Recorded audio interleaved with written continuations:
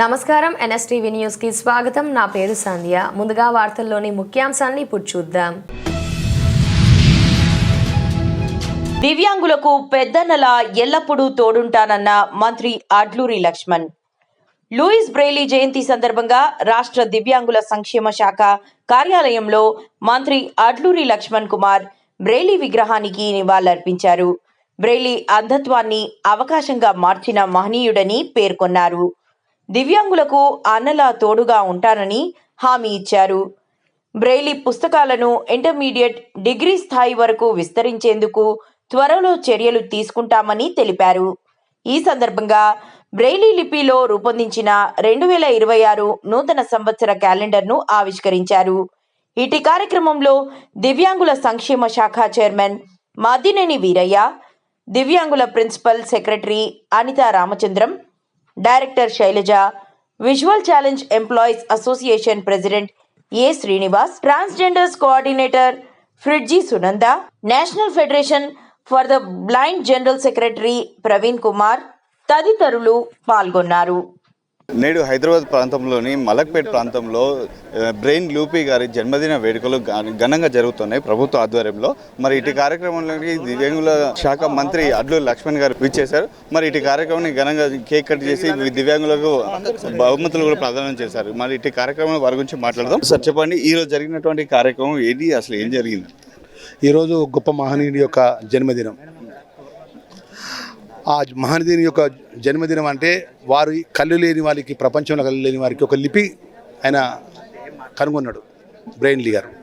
వారి జన్మదినానికి ఈరోజు రాష్ట్ర ముఖ్యమంత్రి గారు రాష్ట్ర ప్రభుత్వం ద్వారా పెద్ద ఎత్తున జన్మదిన వేడుకలు చేసుకొని వందలాది మంది పిల్లలు తీసుకొని వారి ఆధ్వర్యం లోపల చూసిన అందులో పిల్లలు ఏ విధంగా పాటలు పాడినారు, ఏ విధంగా వారి యొక్క వాళ్ళకు కళ్ళు లేకపోయినా కూడా ఎంత గొప్పగా వాళ్ళు అన్ని రంగాల్లో ముందుకు వస్తున్నారు.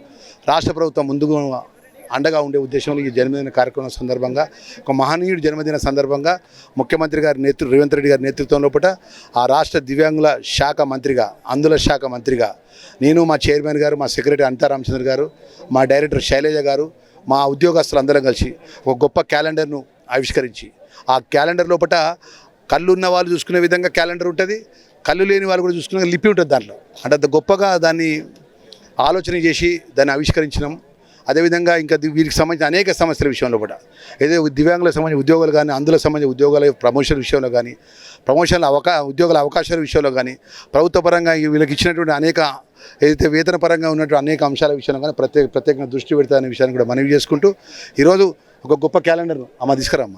మరి ఈరోజు మా మీడియా ముందు మా ఎన్ఎస్ టీవీ ఛానల్ ద్వారా మొత్తం తెలంగాణ ప్రజలందరికీ కూడా మనం చేస్తున్నాం. ఎన్ఎస్ టీవీ ఛానల్ ఏదైతే యాజమాన్యానికి, ఉద్యోగస్తులకు ఒక గొప్ప కార్యక్రమాన్ని నేను భాగస్వామ్యం అవ్వడం, మా చైర్మన్గా మా వీరన్న, మా తమ్ముడు, నాకు సొంత తమ్ముడు లాగా, నాకు ప్రతి విషయంలో నాకంటే ముందు ఈ కార్పొరేషన్ కష్టపడి ఎన్నో ఇబ్బందులు ఎదుర్కొని పనిచేస్తాడు ఆయన.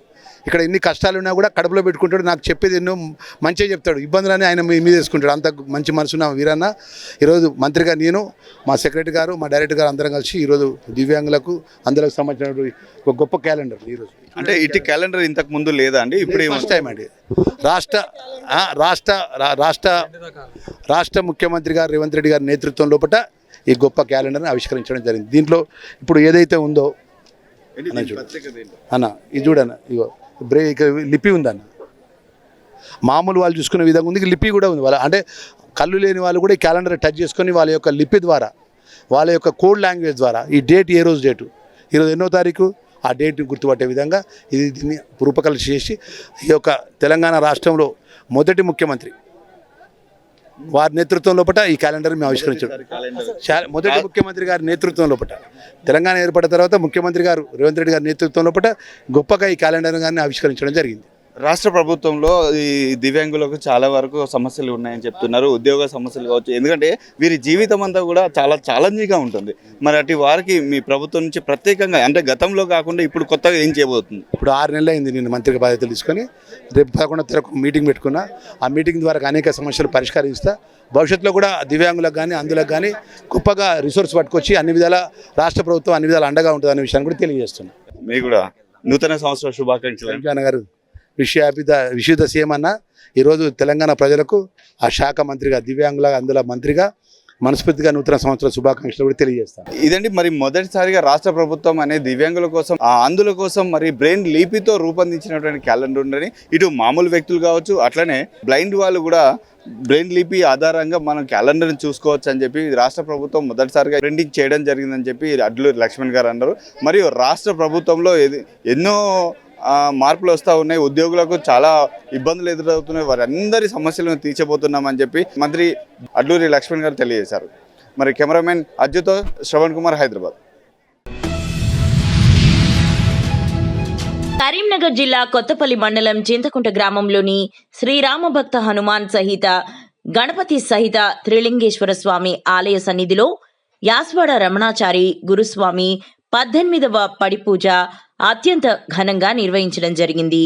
ఇటీ కార్యక్రమంలో విశేషంగా గ్రామ ప్రజలు, గురుస్వాములు భాస్కర్ గురుస్వామి, పూదారి తిరుపతి గురుస్వామి, పట్టెం శ్రీనివాస్ గురుస్వామి, కోలా శ్రీధర్ గురుస్వామి, మేడారం మహేష్ స్వామి, పెరుమాండ్ల వంశీధర్ స్వామి మరియు మహిళలు విశేషంగా హాజరై ఇటీ పడి పూజలు దిగ్విజయం చేశారు.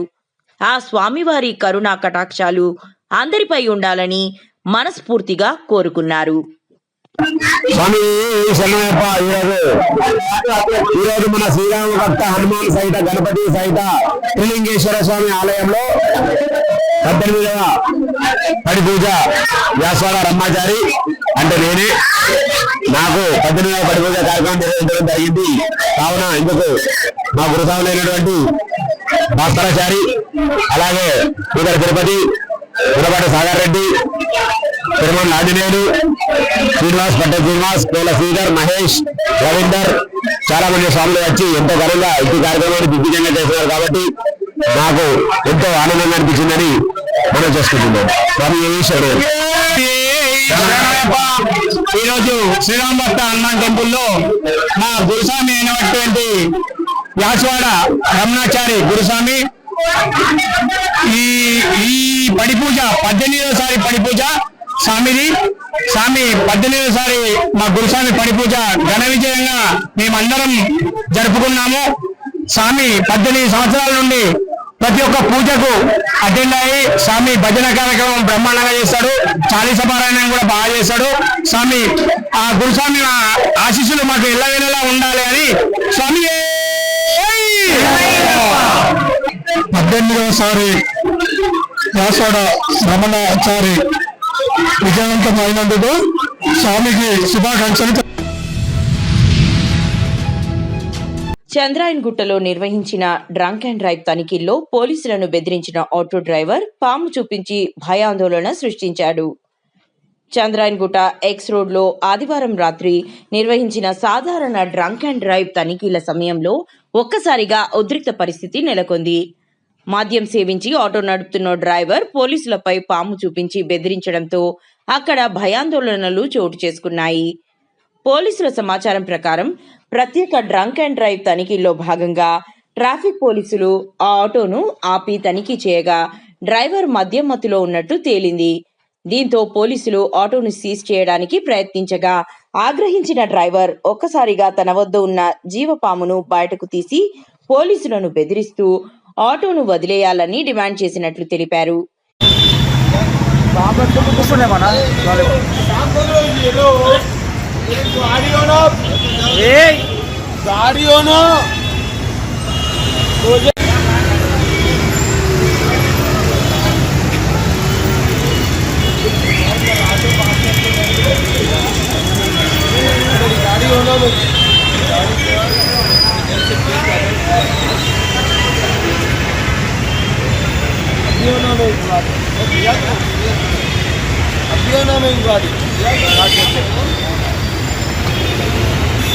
जिंदा है वो, जिंदा है।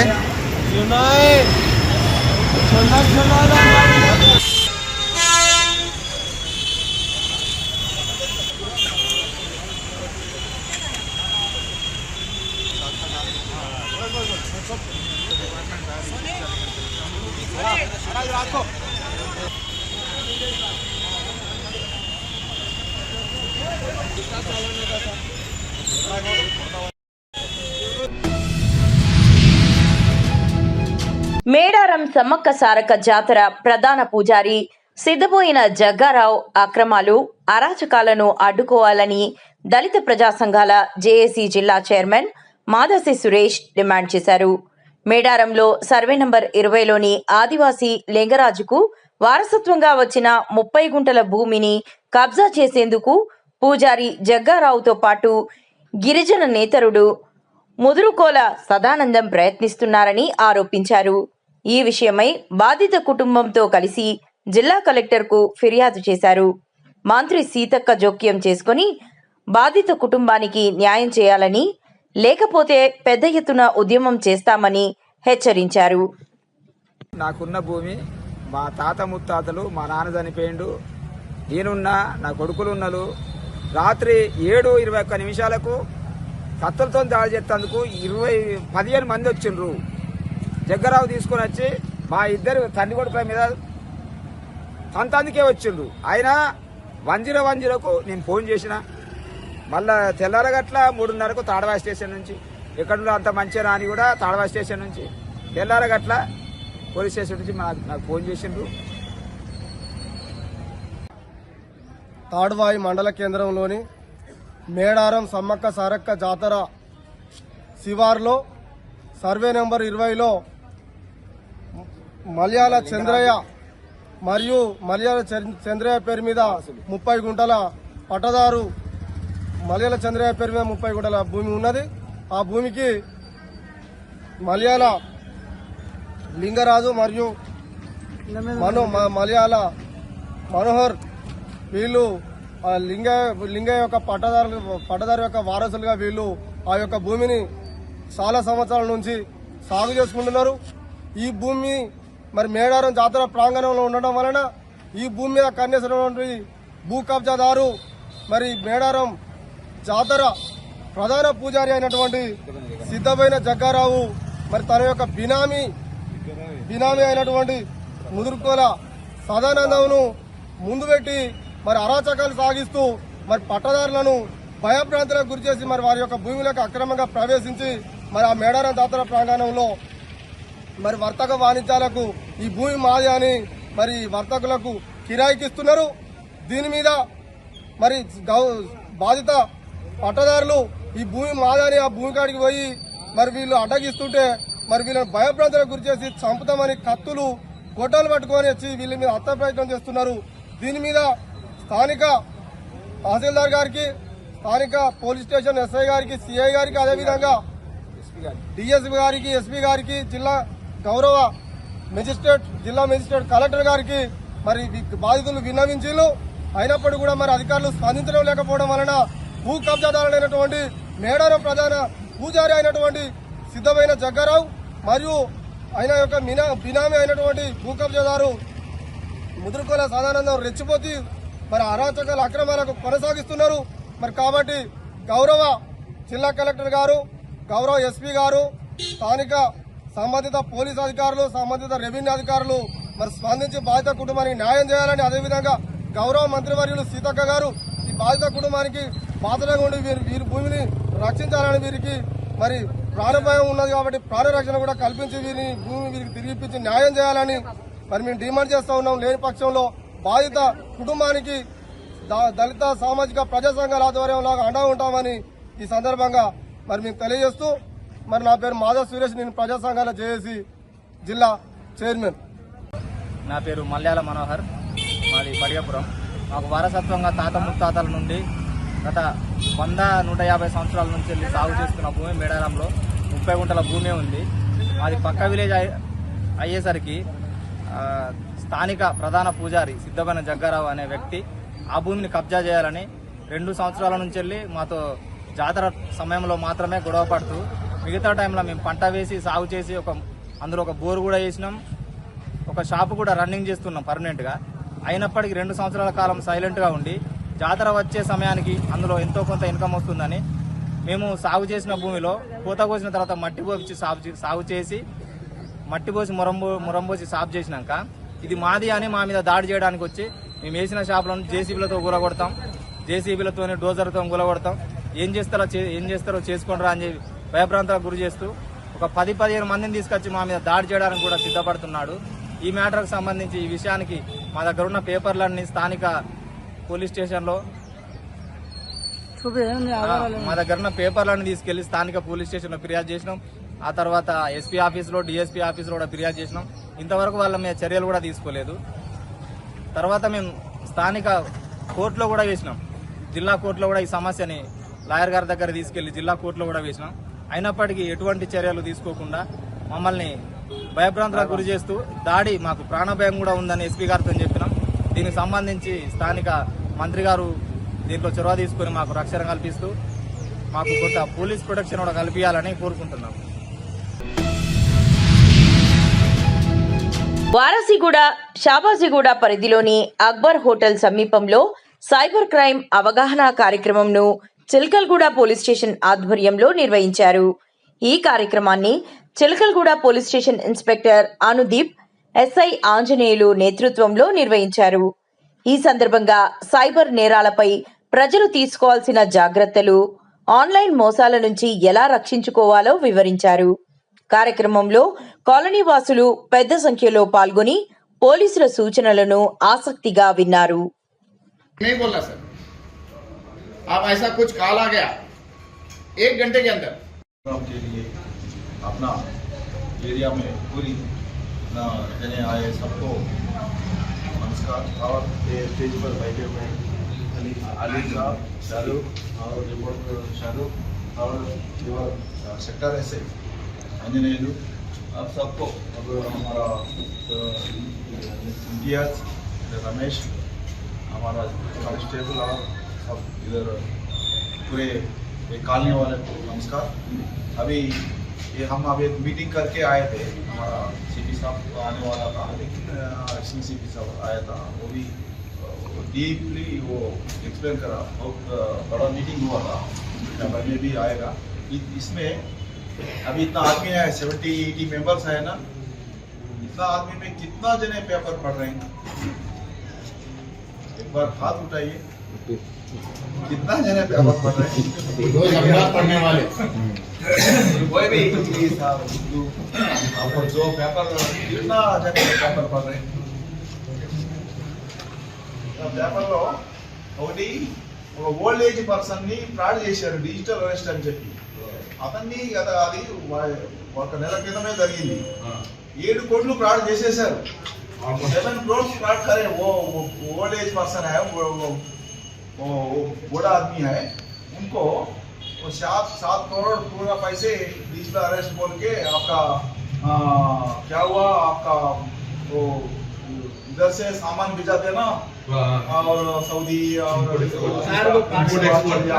मुझे तो वो लैपटॉप और कोई सामान अपन भिजा देना, उसमें ड्रग्स आया बोल के डरा के उनको 1 महीने तक आजू बाजू किसी को बताए तो भी हमारे आदमी आके पुलिस वाले आके अरेस्ट करेगा।